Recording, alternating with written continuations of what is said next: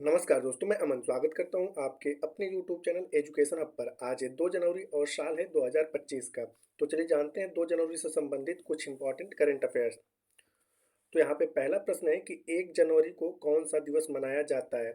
वैश्विक परिवार दिवस या अंतर्राष्ट्रीय महामारी तैयारी दिवस या वीर बाल दिवस या भारतीय राष्ट्रीय कांग्रेस स्थापना दिवस?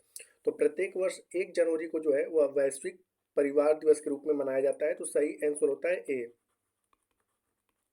साथ ही साथ अन्य ऑप्शंस के बारे में जानें तो प्रत्येक वर्ष जो है 27 दिसंबर को अंतर्राष्ट्रीय महामारी तैयारी दिवस के रूप में मनाया जाता है। 26 दिसंबर को वीर बाल दिवस के रूप में मनाया जाता है और 28 दिसंबर को जो है आईएनसी यानी कि भारतीय राष्ट्रीय कांग्रेस स्थापना दिवस के रूप में मनाया जाता है। तो चलिए यहाँ पे एक नज़र डाल लेते हैं दिसंबर के प्रमुख दिवस के बारे में। तो 1 दिसंबर को एड्स दिवस के रूप में मनाया जाता है। 2 दिसंबर को कंप्यूटर साक्षरता दिवस। 3 दिसंबर को अंतर्राष्ट्रीय विकलांग दिवस।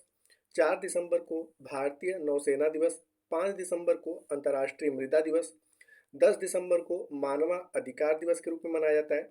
11 दिसंबर को यूनिसेफ डे के रूप में मनाया जाता है। 14 दिसंबर को राष्ट्रीय ऊर्जा संरक्षण दिवस के रूप में मनाया जाता है। 18 दिसंबर को अल्पसंख्यक अधिकार दिवस के रूप में मनाया जाता है। 19 दिसंबर को गोवा क्रांति दिवस के रूप में मनाया जाता है। 21 दिसंबर को विश्व ध्यान यानी कि मेडिटेशन डे के रूप में मनाया जाता है। 22 दिसंबर को गणित दिवस।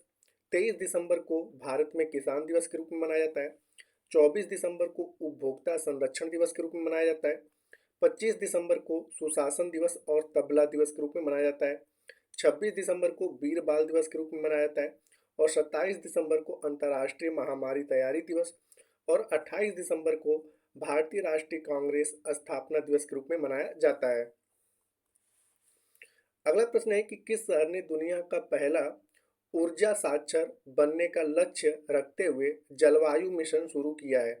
ग्वालियर, भोपाल, इंदौर या पश्चिम बंगाल? तो यहाँ पे अभी हाल ही में इंदौर शहर जो है वह पहला ऊर्जा साक्षर बनने का लक्ष्य रखते हुए जलवायु मिशन को शुरू किया है। तो सही आंसर होता है सी।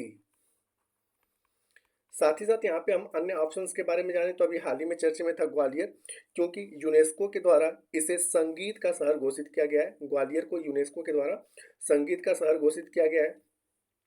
भोपाल की बात करें तो अभी हाल ही में 10वां अंतर्राष्ट्रीय वन महोत्सव का आयोजन भोपाल में किया गया और पश्चिम बंगाल में अभी हाल ही में बंगाल बारी योजना की शुरुआत की गई है।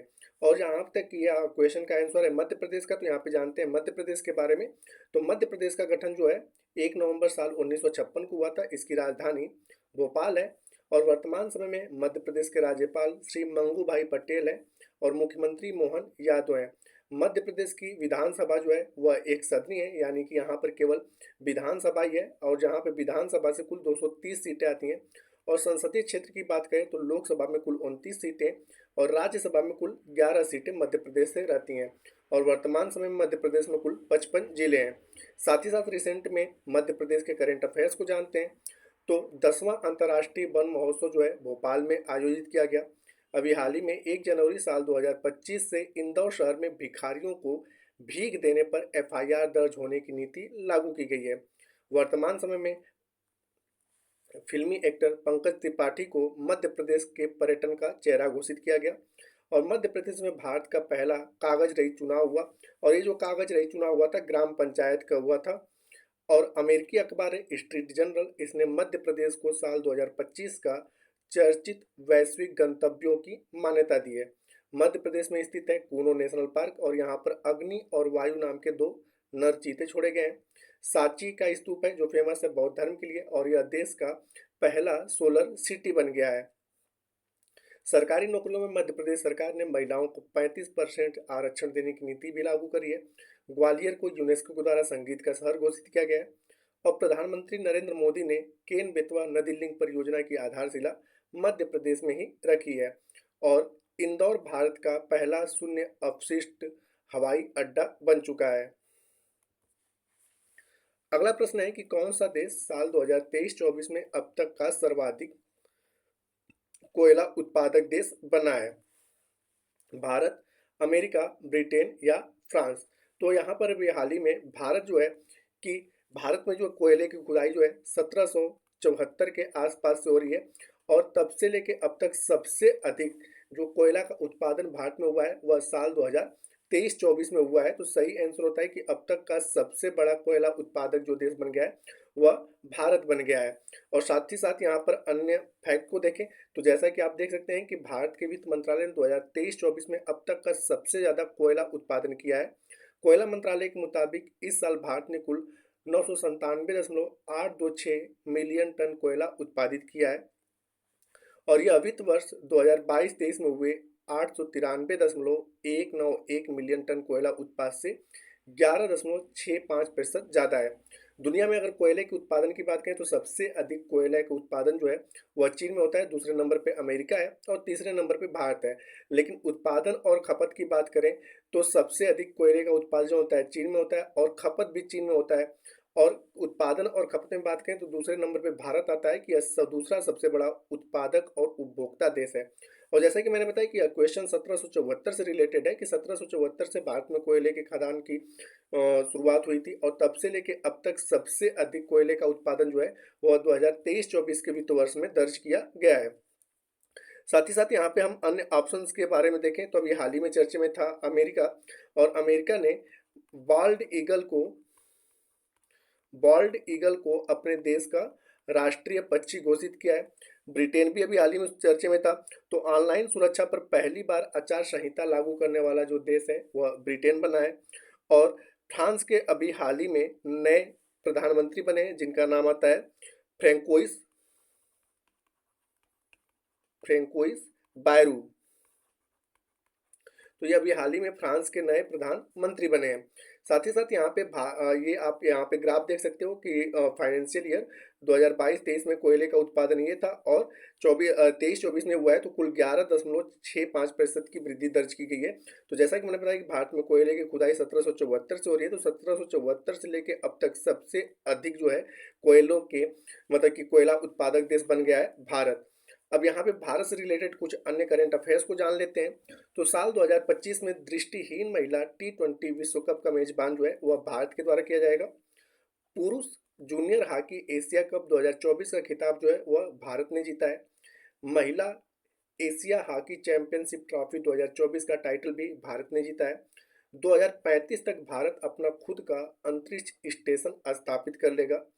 भारत की पहली योग नीति का अनावरण जो है वह उत्तराखंड में हुआ है। भारत दुनिया में तीसरा सबसे बड़ा स्मार्टफोन निर्यातक देश बन चुका है।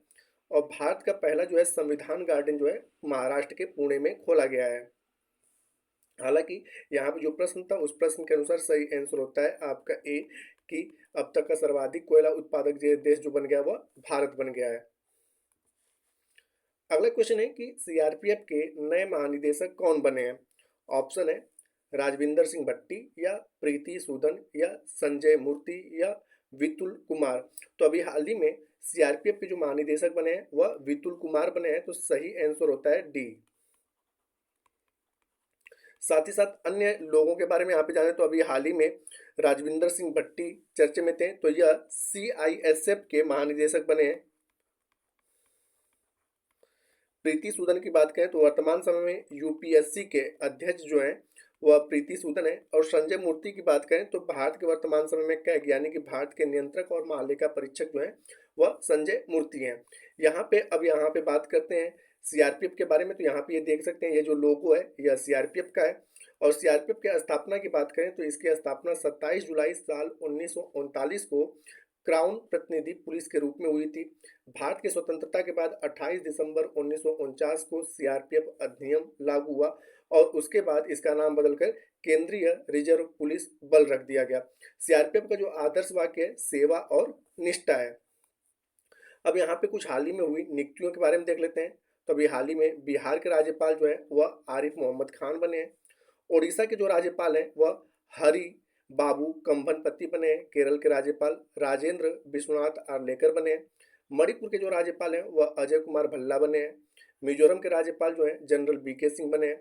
भारत के 51वें मुख्य न्यायाधीश यानी कि CJI chief justice of India जो है वह संजीव खन्ना बने हैं। आरबीआई के 26वें गवर्नर जो है वह संजय मल्होत्रा बने हैं। यूपीएससी के अध्यक्ष वर्तमान समय में प्रीति सूदन है। सीआईएसएफ के महानिदेशक जो हैं वह राजविंदर सिंह भट्टी बने हैं। भारतीय रेलवे बोर्ड के अध्यक्ष और सीईओ जो हैं वह सतीश कुमार हैं। भारतीय तटरक्षक बल के 26वें महानिदेशक जो हैं वह परमेश शिव मंडी बने हैं। वर्तमान समय में राष्ट्रीय महिला आयोग के जो अध्यक्ष हैं वह विजय कुमार रहाटकर हैं। और वर्तमान समय में भारत के वैज्ञानिक नियंत्रक और महालेखा परीक्षक जो हैं वह संजय मूर्ति हैं। अंतर्राष्ट्रीय सौर गठबंधन के तीसरे महानिदेशक जो हैं वह आशीष खन्ना बने हैं। और भारतीय ओलंपिक संघ की पहली महिला अध्यक्ष जो है वह पीटी उषा बनी है। और 16वें वित्त आयोग के जो प्रमुख बने हैं वह अरविंद पनगड़िया बने हैं। अगला क्वेश्चन है कि हाल ही में 2024 में किस राज्य में अपराध में 22% की वृद्धि दर्ज की गई है? ऑप्शन है उत्तर प्रदेश, दिल्ली, महाराष्ट्र या तेलंगाना। तो यहाँ पर सही आंसर होता है कि 2024 में 22% यानी कि सबसे अधिक अपराध में वृद्धि जो दर्ज की गई है तेलंगाना में दर्ज की गई है। तो सही आंसर होता है डी। साथ ही साथ यहाँ पे अन्य ऑप्शंस के बारे में चर्चा करें तो उत्तर प्रदेश में स्थित अयोध्या, और अयोध्या में साल 2024 का यूपी का सबसे अधिक पर्यटन आने वाला जिला बन चुका है अयोध्या। तो अगर आपसे पूछा जाए कि साल 2024 में सबसे अधिक पर्यटन किस शहर में आए यूपी में, तो अयोध्या में। और दिल्ली की बात करें तो कार्बन उत्सर्जन का जो है ना कि आईजीआई यानी कि यहाँ पे एयरपोर्ट है इंदिरा गांधी अंतर्राष्ट्रीय एयरपोर्ट, और कार्बन उत्सर्जन को कम करने वाले देश का पहला एयरपोर्ट जो बन गया है आईजीआई यानी कि इंदिरा गांधी इंटरनेशनल एयरपोर्ट बन चुका है। और महाराष्ट्र की बात करें तो भारत में सबसे अधिक जीडीपी देने वाला जो राज्य है वह कौन सा है? महाराष्ट्र है। और यहाँ पर पहले इसकी हिस्सेदारी 15% हुआ करती थी, लेकिन अब घटकर कितना हो गया है? 13.3% रह गया है। उसके बाद भी भारत में सबसे अधिक जीडीपी देने वाला राज्य जो है वह महाराष्ट्र है। हालांकि दिए गए प्रश्न का सही उत्तर था तेलंगाना। तो जानते हैं यहाँ पे तेलंगाना के बारे में। तो जैसा कि आपने पता है कि तेलंगाना जो है